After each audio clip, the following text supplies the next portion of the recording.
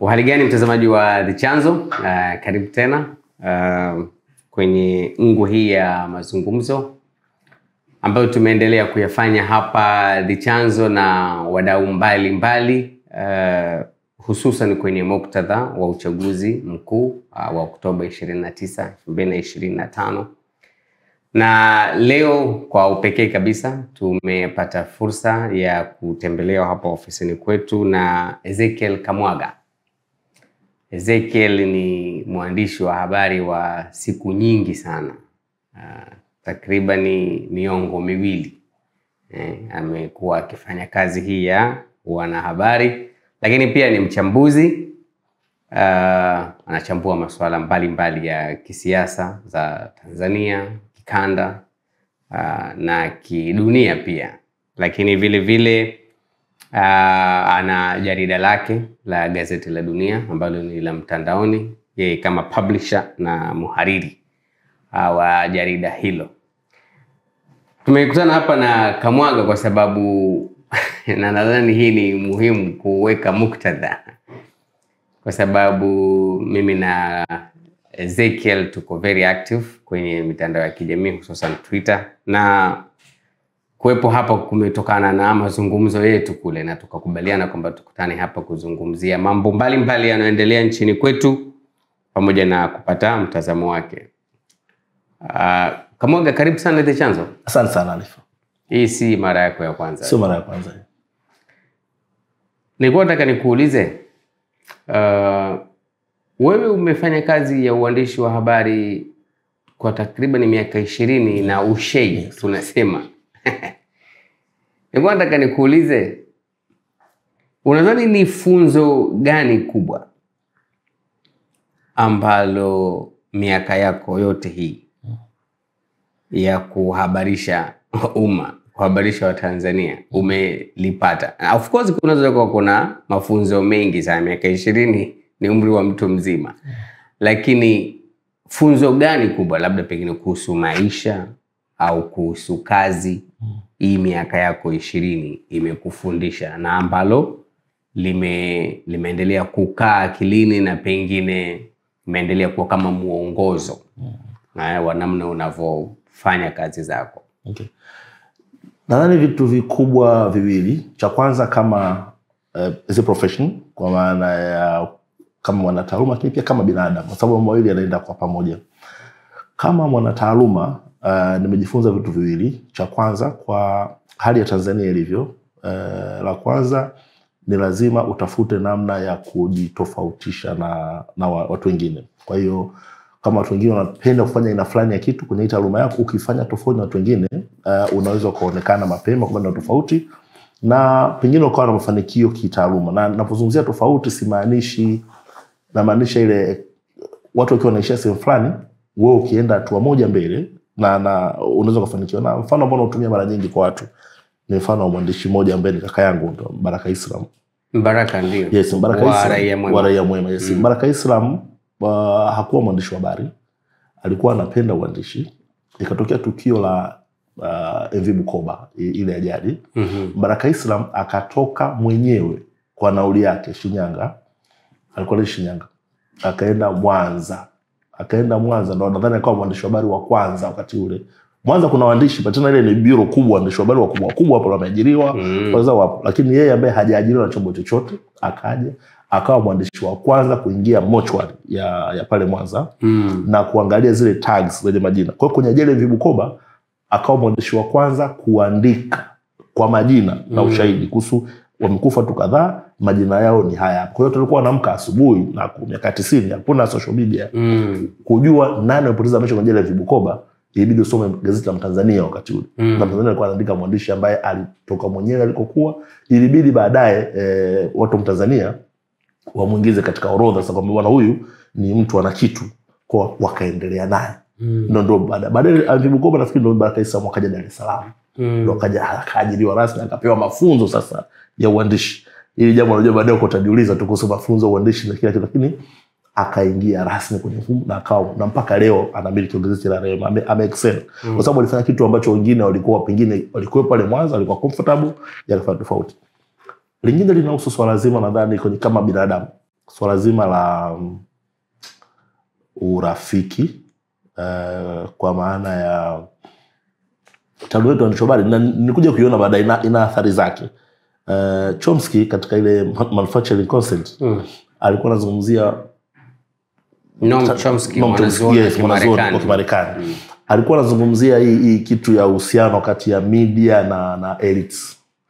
Na katika media ya Tanzania ambacho nimejifunza, ili uwe mwandishi top ni lazima uweze kucreate marafiki. Sasa hawa marafiki kama unamwangalia Chomsky ni kwamba wana hasara moja kubwa, kwamba pengine kuna siku kwa sababu rafiki wako wa karibu sana kuna vitu utashindwa kufanya. Lakini kwa sababu rafiki huo unaweza kutoka kwa mwandishi wa kawaida ukawa mwandishi mkubwa sana, kwa sababu ndio namna pekee ya kupata scoop. Hawezi mtu akaja akakopa faili la Richmond kama mfahamiana au hamna uhusiano usiokuwa kawaida. Huwezi ukapata habari ya nini kimetokea kwenye kikao cha kamati kuu ya Chama cha Mapinduzi au kamati kuu ya Chadema kama huna marafiki ndani ya Chadema ambao wanakuamini. Kwa hiyo ni namna gani unaweza ukaishi na urafiki au mahusiano na hawa sources of information. Lakini pia nadhani urafiki wako na wenzako katika vyombo vya habari. Kuna kitu tunapita hapa maisha magumu sana, na nimeona namna baadhi ya urafiki kwenye media walivyookoana, lakini pia nimeona marafiki kwenye media pia walivyoumizana. Kwa hiyo kuna umuhimu sana wa kuwa na marafiki ndani ya media yako, lakini pia namna gani unaweza ukatunza urafiki wako na watu walioko nje ya media ili wakupe story, uwe mwandishi exceptional. Lakini kuna challenge hapo kwenye kubalance kati ya huo urafiki huo wa kawaida na urafiki kwenye kazi unayofanya. Kuna vitu vingi vya kuunpack hapo. Kuna lakini kwa haraka tu, kwa sababu kama nilivyokuambia mazungumzo yanaweza kuwa marefu sana. Hii story ya Mbaraka, it's very illustrative, kwa sababu sasa hivi katika Tanzania unaambiwa kwamba huwezi kuwa mwandishi wa habari kama hujasoma diploma au degree. Na waandishi wengi wa habari wanaiunga mkono hiyo sheria, utaratibu huo. Lakini hii story kwa ufupi tu ya Mbaraka Islam inakwambia nini kuhusiana na nani anaweza kuwa mwandishi wa habari? Kwa sababu umesema Mbaraka alikuwa driven na hiyo passion yake. Baada ya kufanya alichokuwa anafanya, akaja akapatiwa mafunzo rasmi, na sasa hivi yupo anamiliki gazeti kubwa nchini Tanzania. What does this story say kuhusiana na utaratibu kwamba eti huwezi kufanya uandishi wa habari mpaka uwe na diploma ya uandishi wa habari au degree? Kwanza kazi ya uandishi nadhani inahusu passion, namna unavyoipenda kazi yako, kwa sababu kuna waandishi nafahamu wanafanya kazi extra hours. Yani kuna generation hapa ya waandishi au kina Islam ni kwamba mkutano wa CCM unamalizika saa 7 usiku, kama tulikuwa kwa hizo story, kama mkutano wa mashauri kuu umalizika saa 4-5 usiku, afu kuna waandishi wanaingia ndani ya ukumbi kuangalia kama kuna mtu kaangusha karatasi yoyote, document yoyote ambayo unaweza ukaitazama ikakupa picha nini kwa kinaendelea kwenye ule mkutano, au kuverify taarifa fulani. Kwa hiyo lazima unapenda kazi yako. Elimu nadhani hakuna ambaye anabisha kuhusu umuhimu wa kusoma. Na actually kuniuliza mimi, elimu ambayo tunahitaji sana sasa hivi sio hata ile ya uandishi wa habari. Nafikiri inahusu elimu ambayo inaweza kukusaidia kufanya uandishi wa habari vizuri. Kwa sababu nilikuwa naangalia kule nje, one of the reason kwa nini kwa mfano mimi niliamua kwenda kusoma kitu kingine, nilikuwa nikiangalia waandishi wa habari ambao nawapenda wako nje ya Tanzania. Ukisoma unakuta mtu ana PhD ya kitu fulani, sio uandishi. Yani yeye ukimuuliza kuhusu historia ya kiuchumi ya Marekani tangu depression ya 1930 anakupa ile picha yote. Kwa hiyo mimi ni watu ambao wanaamini kwamba swala la mwandishi kujielimisha ni swala la muhimu kwenye taaluma. Na hatuweza kwa tukasema kwamba unajua tulivyo hapa uandishi ni kipaji peke yake. Uandishi ni kipaji.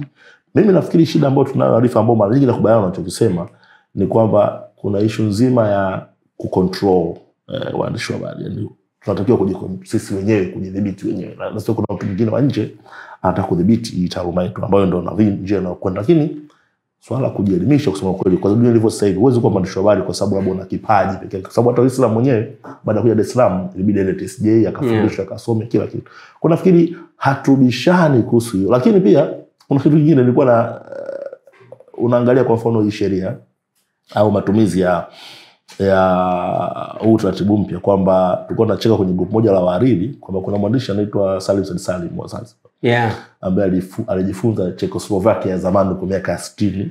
Amefundisha wahariri wote wakubwa wa Tanzania, lakini kwa vigezo vya sasa hivi ithibati haqualify. Sasa ulikuwa unasema kwa mfano kuna mtu kama Islam, of course yakasoma, ikifika leo ukisema huyu mtu hana vigezo vya kuwa mwandishi baada ya kuwa ameshakaa kwenye hii industry kwa miaka 25 30, kwa sababu hebu sasa nenda shule kidogo kasome angalau miaka miwili upate diploma afu ndo tukuchukue. Nafikiri hii ilikuwa nadhani utaratibu utakiwa kuniuliza mimi ni kwamba kuna watu ambao walikuwa kwenye taaluma kwa muda fulani, wameshafanya kazi fulani, kwamba hawa hebu hao waendelee, afu hawa wanaokuja utaratibu utakuwa hivi na hivi, kama wangeamua kukaa utaratibu. Lakini kikubwa ambacho hatuwezi kubishana kusema kweli ni kwamba mwandishi wa habari kwa vyovyote vile lazima ni mtu ambaye anajielimisha, na katika jamii zetu zinapoanza utaratibu wa kujisomea tu binafsi sio mkubwa sana. Nafikiri elimu inasaidia waandishi kufanya kazi yao vizuri zaidi. Unajua mimi nasema watu ambao wamenisaidia kuwa ambavyo niko sasa hivi, for better or for worse, ni watu ambao hawakwenda kusoma uandishi wa habari kama degree yao ya kwanza. Umenielewa? Ni watu ambao niliwakuta kwenye newsroom ya The Citizen. Wana uwezo mkubwa sana wa kufanya kazi, lakini degree zao hazikuwa. Na of course naweza nikawataja kwa mfano. Kwa mfano Cyriacus Buguzi. Doctor. Doctor. Yeye alisoma Muhimbili, Muhasi tunasema. Akachukuliwa na Mwananchi, akawa anaandika habari za afya. Super journalist kwenye hii nchi nakwambia. Absolutely. Athumani Mtulia ambaye sasa hizi ni muhariri wa BBC Swahili. Degree yake ya kwanza ni political science. Unaelewa? Brilliant person. Unajua super brilliant. Nuzulak Dawson. Ambaye aliondoka Citizen akiwa kama chief data editor. Political science. Sasa hizi tunajua anaandika na Reuters, lakini pia anaendesha Nukta Africa. Vitu kama hivyo. So hii kitu kwangu mimi, of course sitaki to extend huu mjadala, it doesn't make any sense kwangu mimi personally. Lakini kwa actually Alifa, mimi pia I can relate na wewe. Mimi wakati naanza kazi Habari Corporation wakati huo, yani mwandishi ambaye nampenda mpaka leo alikuwa ni Stanley Kamana. Stanley Kamana nadhani sijaona tena, nakumbuka alivyofariki dunia rafiki yake mmoja anaitwa James Mping kote andika obituary. Nadhani akaandika editorial obituary moja ambayo kama akawa anasema the best chief sub kwenye nchi ameshaondoka, kwa sababu alikuwa komandi yake ya Kiswahili ni nzuri, komandi yake ya Kiingereza ni nzuri. Sidhani kama alikuwa amesoma sana, lakini ni watu ambao wamekulia newsroom, wanapenda hiyo kazi, na ukifanya unaiona kabisa huyu ni mtu mahiri kwenye kazi. Kwa hiyo mimi akaendelea na wewe kabisa kwamba kwa Tanzania watu wengi ukiuliza wamepitia mikono gani, utakuta mikono watu ama ambao kwanza kuna mmoja ambao hawajasoma journalism kwa maana kufika kwenye ngazi ya degree au nini. Lakini wengine unakuta hata kwenye chuo chenyewe hajafika. Alifanya form 6, yani aka hiyo kuna maarifa akaingia kwenye newsroom, kila kitu kafanywa Mungu na anakuja kuwa mwalimu mzuri sana kwa watu wengine. Nataka nikuulize kuhusiana na kile umesema kama funzo muhimu, na nakubaliana na wewe kwa sababu ukienda journalism school, moja kati ya vitu ambavyo unafundishwa au hata ukiwa newsroom kusema kweli unafundishwa umuhimu wa kutengeneza vyanzo vya habari.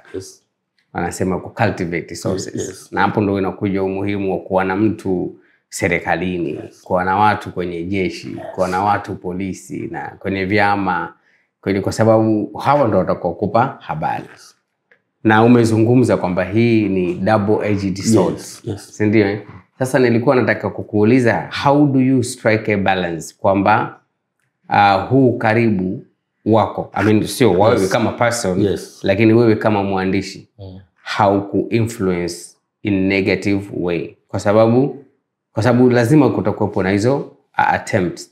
Na pengine ukijibu hilo, nataka nifahamu pia kwamba hudhani pengine sisi kama waandishi tume overdo, yani tumeweka ukaribu sana na sources wetu wa habari kiasi ya kwamba sasa cripple au imeua uwezo wetu wa kusimama na wananchi, na badala yake sasa tunafanya vitu vingi kuplease sources wetu, hali ambayo sasa inakuja wananchi kwa kiwango fulani hawaamini tena vyombo vya habari, hizi legacy media.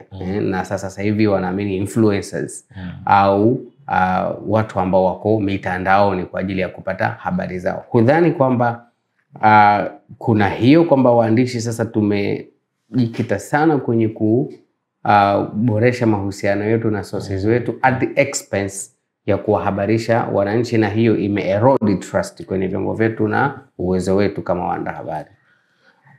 Kwanza nakubaliana na wewe kwenye hiyo issue ya wakati mwingine uhusiano unaleta shida, lakini mimi naiona shida iko kwenye hali ya media yenyewe kuliko uhusiano wa waandishi wa habari na sources wao, kwa sababu kuna mahusiano na mbili kati ya sources na waandishi. Kuna uhusiano wa kwanza, mtu ambaye sio rafiki yako lakini amekuamini. Wengine wanasoma kazi zako, wanakuamini. Kuna source ambaye hata kumuone anakuambia njoo sehemu fulani utachukua. Kuna story kama 2-3 mimi hata alinipa simjui, lakini anasema njoo sehemu fulani utakuta kuna basha. Ukisoma unakuta kila kitu kama kiweka pale. Sio rafiki yako kabisa, lakini baadaye ukitaka jambo lolote ukampigia simu akakwambia. Halafu kuna sources wengine, unajua kuna watu tumesoma nao mashuleni, tumekuwa nao mtaani. Kwa hiyo inakuwa mtu mwingine ni sosi wako, lakini uhusiano umetoka mbali kuliko uhusiano ule wa kikazi. Sasa wale ambao uhusiano ni wa kikazi ni rahisi kumanage. Wale ambao uhusiano ambao kuna waandishi ambao unakuta mwandishi habari mnafanya afu sosi wake ni mjomba wake, yuko EWURA, yuko benki kuu, yuko wapi. Ukipiga hiki kitu kitoka hapa kwenye familia, kesho utaoneka vikao kwamba huyu mtu anamharibia kazi anko wake. Ziko cases kama hizo. Lakini mimi nakiona kitu ambacho cha kibaya ni kudeteriorate kwa hali ya media kwa ujumla. Unajua kwenye miaka ya lakini samani nataka nikukatishe. Kwa mfano zamani tulikuwa tunaona vyombo vya habari vikilikishiwa, vikipewa taarifa za siri. Tumeona haya mambo. Kwa mfano wewe upo kwenye tasnia miaka mingi sana.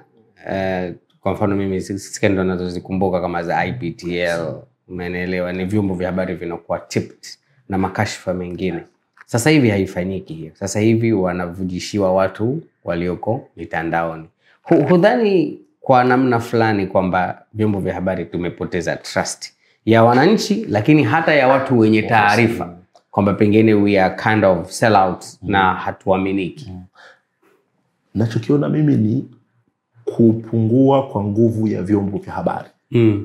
Kwa hiyo ukiniuliza mimi, the golden generation hapa Tanzania ya uandishi ni mwishoni wa miaka ya 90 kwenda mpaka 2010. Kwanza waliajiriwa waandishi wa habari wengi. Pili, kulikuwa kuna uhuru fulani wa vyombo vya habari kuandika mambo yao. Ulikuweza kuandika kitu chochote unachokitaka. Of course kuna watu pia waliumia, lakini angalau kwa kuna uhuru fulani. In relative terms. Lakini ndio kwa mara ya kwanza Tanzania ulikuwa unasikia editor analipwa milioni 8, milioni 10. Mishahara kwenye vyombo vya habari ilibadilika. Na kwenda pia na kuongezeka kwa nguvu ya private sector, kwa sababu matangazo pia yalikuwa toka zamani. Kupata gazeti lina kurasa za matangazo 20-40, nishakuwa na gazeti lina kurasa 30 za matangazo mule ndani. Yani kwa toleo moja la gazeti unaweza ukalipa mshahara wafanyakazi kwa mwezi mzima. Na bado kuna mingine anakwenda. Super profit biashara media. Now media ikiwa na nguvu namna hiyo, kwanza sources wanaiamini, kwa sababu wanajua mtapublish kinachokupa. Source hawezi kukupa taarifa wakati anajua uwezo kupublish. Na hiyo inatokea sababu bwana kamwaga mimi na hii story, lakini huwezi kuifanyia kazi. Kwa hiyo source anatafuta mtu ambaye anajua atapublish hiyo kazi. Hapa tuliko sasa hivi kuna media unajua kabisa ukipeleka kazi fulani haitatoka.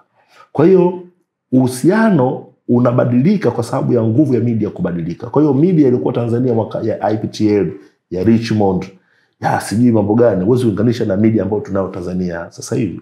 Kwa hiyo kinachoharibu sio mahusiano kati ya sources na waandishi wa habari. Kinachoharibu ni nguvu yenyewe ya media kwa ujumla. Kwamba kusema kweli hali yetu ya vyombo vya habari ya sasa hivi huwezi kulinganisha na hali ilivyokuwa miaka 20 iliyopita. Tumerudi nyuma kwenye swala zima la uhuru wa vyombo vya habari. You know, the interesting thing ya kuzungumza na wewe ni kwamba kila unachokisema yani kinapaswa kuwa standalone topic ambayo inanifanya niulize maswali ya follow up na tutakesha. Kwa hiyo nitaishi, nitaweka nukta hapo. Nilikuwa nataka kufahamu pia kwenye hii miaka yako 20 ukireflect on this journey ya miaka 20, mimi sidhani kama nitafika. Utafika tu. Nini unaweza ukasema kwamba ilikuwa ni wanasema high and low moment kwenye hii safari yako ya miaka 20 ya uandishi wa habari? Which moment would you characterize as high? Okay. Na which unajua situation ambayo unaweza ukacharacterize kama low ukitafakari kwenye miaka yako 20 ya uandishi wa habari? Kwangu mimi kwa kweli the highest moment kwangu ni kujiona siku moja ninafanya kazi BBC London. That was your highest moment? Yes. Yani kwa sababu wakati nakuwa mimi mzee wangu alikuwa ni mtu ambaye anachukua radio. Yani wazee wa zamani wa koloni. Kwa hiyo kufika saa 12 lazima unamtolea kiti na radio. Mzee wangu alikuwa anamwekea, mnasikiliza. Akimaliza kusikiza BBC, unachukua kiti na unarudisha ndani. Kwa hiyo nilikuwa nasikiliza wakina Tido, wakina nani, nikisikia BBC na ofisi Bush House London. Ilikuwa nasema siku moja nitafanya kazi. Kwa hiyo ilipofika siku ambayo nikajikuta nafanya kazi kwenye makao makuu ya BBC London pale, kwangu mimi nifikiri ilikuwa nimefika, nikasema sasa I have arrived. Lakini kwa maana hapa loko, kuna siku na taasisi inaitwa Haki Rasilimali walinipa tuzo kwa ajili ya mchango wangu ambao nimeutoa kwenye kuandika habari za sekta ya nishati na madini. Kwa madini kwa sababu wakati wetu sisi tunaanza kazi tunakuwa ndio wakati ambao migodi ilikuwa inafunguliwa, kulikuwa kuna abuses nyingi sana na tulikuwa tunazikava sana wakati ule. Sasa siku moja nafikiri ishapita miaka 10 nikapewa tuzo, na sikuwa peke yangu. Lissu pia alipewa tuzo siku hiyo. Kwa hiyo ilikuwa katika kategori hiyo kwamba hawa ni watu ambao kusema ukweli kuna mchango mkubwa wameutoa kwenye kazi. Na mimi kama mwandishi wa habari wanaposema mchango mkubwa, maana yake ni mchango mkubwa wa kitaaluma kwenye hiyo kazi yangu. Kwa hiyo pia ilikuwa siku moja ambayo nijisikia vizuri. Siku ambayo nafikiri nijisikia vibaya sana ni swala zima la Eric Kabendera. Kwa sababu Kabendera alikuwa mwandishi wa habari mwenzangu, na wakati tukio lake linamkuta nilikuwa karibu sana na yeye. Kwa hiyo ile kadhia nzima kukamatwa, kifo cha mamake wakati ule, kutoka jela, na baadaye ugomvi ambao ulitokea kati yetu kwamba baadhi ya watu kuna tulikuwa kambi moja, halafu baadaye wakati tuna Kabendera mimi kaniambia yuko jela, kaniambia rafiki yangu mimi naomba ufanye lolote unaliweza nitoke. Sitaki kwa huko ndani, maisha yangu yanaharibika, familia yangu inateketea, lakini wanaweza kanifanya kitu kibaya nikiwa huko ndani. Kwa hiyo ikitokea plea bargain pambana nitoke. Alafu ukitoka huko nje, rafiki zake wengine ambao tuko huko nje wanasema hapana, siogope plea bargain. Akiomba plea bargain maana yake ataonekana kwamba kuna uhakika. Eric alikwambia hiyo? Tumeona Eric juzi akijitokeza hadharani kukanusha kauli ya Anspat Ngurumo. Hiyo na uhakika, na sio kama najua itaenda live, kwa hiyo najua hata. Alafu kuna mtu huko nje akawa sema hatuwezi kumwombea Eric plea bargain, akae huko jela apambane, kwa sababu akifanya plea bargain maana yake ni kwamba atahalalisha, sio kwamba anakiri makosa yake na makosa hajafanya. Na baadhi yetu tulikuwa mwanzo departure ya urafiki ilikuwa imeishia hapo kwamba mimi na rafiki wewe na Eric na wengine au activists wengine ambao walikuwa wanasema akae huko jela. Yaani wewe uko nje ya jela, actually uko nje ya nchi, unasema huyu mtu akae huko jela kwa sababu mbona utaki kukaa jela, unataka mwenzako akae jela. Na huyu mwenzako tunasema na mimi huko jela, dalili naoiona maisha yangu yako hatarini, bora nitoke. Sasa ile kadhia nzima ile, lakini pia napaka baadaye magomvi kwa kitu ambacho nilikuwa nakiona ni so basic. That was the lowest point kwenye career yangu ya uandishi. I thought your lowest point ilikuwa ni kulazimika kujificha. Hapana. Ulipopata taarifa ya kwamba unatafutwa. Pale tayari mambo yalikuwa yameshaharibika. Because hiyo ilitokea pia. Ilitokea, yes, nilizungumza kidogo hiyo. Sasa kwa sababu ndicho ambacho mimi nilitegemea ungesema, kwa sababu kuwekwa kwenye position ya run for your life. Yes. Ningezani pengine ndio ingekuwa the lowest of the low. Kwangu ile pale kutafutwa ilikuwa mambo yameshaharibika tayari. Kwa sababu Eric alikuwa ameshakamatwa. Hiyo swala kuwewe kutafutwa yani ilikuwa sasa imeshaka ni utaratibu wa kawaida. Unakumbuka wakati ule kuna mtu anaitwa alikuwa mtu anaitwa Musiba wakati ule Cyprian Musiba alifanya press na akasema baada ya Kabendera ambayo alikuwa anayafanya sasa na mambo anafanya Ezekiel Kamwagi. Na bahati nzuri tu kuna watu huko ndani ya system, kuna mtu mmoja akatutip kwamba bwana wewe huko hatarini, lakini unaweza ukapotea kwa muda, kuna upepo mbaya unapita, upepo ukipita sawa. Kwa hiyo nashukuru marafiki again. Nikatafanyia utaratibu nikaondoka. Na watu ukiniambia hilo swali hapo najua kabisa watu gani, nani alifanya nini Yeah. Yes.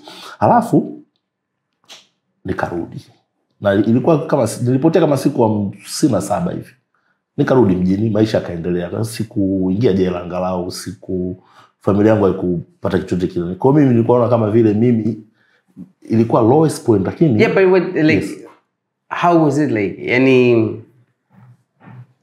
Yani ilikuwaje? Unajua najaribu kufikiria what was going on in your mind ulipopewa taarifa kwamba sikiliza, run for your life, tafuta sehemu ujifiche na nini. Yani hiyo siku napewa taarifa niko nyumbani. Kwa sababu unajua nauliza hivi kwa sababu that's a situation ambayo hakuna mtu anapenda ajikute nayo. Yani huombi mtu akwambie kwamba hapo ulipo kimbia, tafuta sehemu ujifiche. Nakumbuka hiyo siku nilikuwa niko nyumbani. Nimetoka kwenye laptop yangu nafanya kazi zangu. Nikapigiwa simu, Ezekiel uko wapi? Nikaambia niko nyumbani. Akasema sasa simu yako hiyo zima simu, itupe, ondoka. Hii namba yangu nakupigia isave. Ukifika sehemu salama. Kwa muktadha tu hiyo ilikuwa ni mwaka 2018 18. Sasa wewe nani simu yako zima, alafu ukishafika sehemu ambako nadhani uko salama utaniambia. Kwa nakumbuka nilichofanya pale, nilikuwa na mke wangu nyumbani. Kwa hiyo nikamwambia bwana, hapa kuna jambo la hatari. Na bahati nzuri mke wangu mambo alikuwa anayasikia. Kwa sababu kwenye familia pia kuna vikao, kuna watu walikuwa wanafuata mamangu, wanamwambia mwanao mambo anayofanya ni hatari, mwambie aache, tunasikia anafanya hivi, tunamwona kwenye mitandao, mwambie aache. Kwa tayari kwenye ngazi ya familia kuna pressure. Mpaka mke wangu na familia yake tu wanamwambia bwana mume wako mwambie leo. Na wala nilikuwa sifanye kitu cha ajabu. Lakini tayari kwa sababu kwenye mitandao kina Musiba wanasema, kuna magazeti wanafikiri anaandika vitu vya ajabu. Ikawa hivyo. Sasa kwa hiyo nikamwambia mke wangu sasa hapa inabidi nipotee. Na sehemu ya kwanza ya kwenda niliambiwa niende Kigamboni kwanza. Halafu nikishakuwa niko sehemu iko safe nipige simu kule, alafu sasa nitambua naenda wapi. Sasa bwana unajua mimi nina simu. Nikamwambia mke wangu, lakini sikumwambia kweli hali ya kumpanikisha. Nilimwambia ile ya kawaida kwamba nachomoka siku 2-3, sikumwambia nitakaa muda mrefu alafu nitarudi. Akaniambia sawa, lakini wakati ule pia alifu unajua ilikuwa kawaida kabisa kuna usiku uenda kulala nyumba nyingine. Kuna wakati unarudi nyumbani. Kwa hiyo kupotea siku 3 haikuwa kitu kikubwa sana. Kwa nakumbuka na siku ikisao nikaenda Kigamboni. Ndio kwenye Pantoni. Sasa hapo nawaambia watu bwana kina Zito kina nani bwana hapa ndo nitadisappear. Na chat. Jamaa kaniambia hivi wewe, huyo jamaa kanipiga tena kwa tuka, alinitukana na kumwambia sasa wewe hiyo simu yako mbona uko Kigamboni? Na kuona kwenye Pantoni, unaona? Basi nakumbuka simu nikairusha kwenye Aliniambia vile nikaogopa sana kwa hivi na bwana kwa jamaa wananiona kabisa. Ndio. Lakini ndio nilikuwa na namba nilizoandika kwenye karatasi. Kwa hiyo ikaanza, nakumbuka nilitoka pale nikaenda okay. Mkoa Tanga, nikaenda Kilimanjaro na nilikuwa nakwenda mikoa ambayo kuna mpaka. Ndio ilikuwa condition kwamba ikitokea kwamba kuna vitu wewe una jump unaingia nchi nyingine ya kigeni unapotea. Lakini nilikuwa option ya kusema niende kuishi nje ya nchi, nilikuwa siku afiki. Kwa sababu nilikuwa najua nitajisikia vibaya sana kwa sababu niko nchi za nje. Alafu nasikia mke wangu, watoto wangu, wazazi wangu wamedhuriwa. Kwa sababu natajiri. Na baada ya siku kadhaa nikaambiwa sasa unaweza ukarudi barabarani, kumepoa kidogo. Kwa hiyo nikarudi. Inanisikitisha, lakini mpaka linikuta tukio langu mimi, kuna mambo yalikuwa tayari, yani kuna watu walikuwa wameshaumia kuliko mimi. Kwa hiyo mimi naona kama nilikuwa ni passenger tu katika hiyo train ambayo ilikuwa inapita wakati huo. Nataka nimalizie hili mjadala kuhusiana kukwambia tu kusema kweli and kwenye wanasemaje on camera.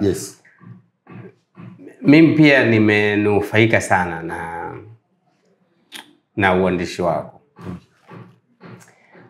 And of course mimi naambiaga watu kwamba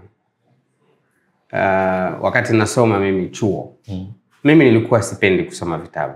Nilikuwa sina utamaduni wa kusoma vitabu. Lakini nadhani 2014 ndo nimeingia chuo. Sasa mimi nilikuwa wanasema I was an avid Raia Mwema reader. Nilikuwa nasoma Raia Mwema page to page. Kipindi kile unaandika wewe, naandika almarhum Ahmed Rajab, Majid Mjengwa, Lula Wandali Mwananzela, Joseph Mihangwa, Generali Ulimwengu, soma wote wale. Sasa wewe ulikuwa una utaratibu wa Raia Mwema walikuwa wanakupa pale katikati. Unapewa pale, unatamba pale. Unajimwaga kama jina lako.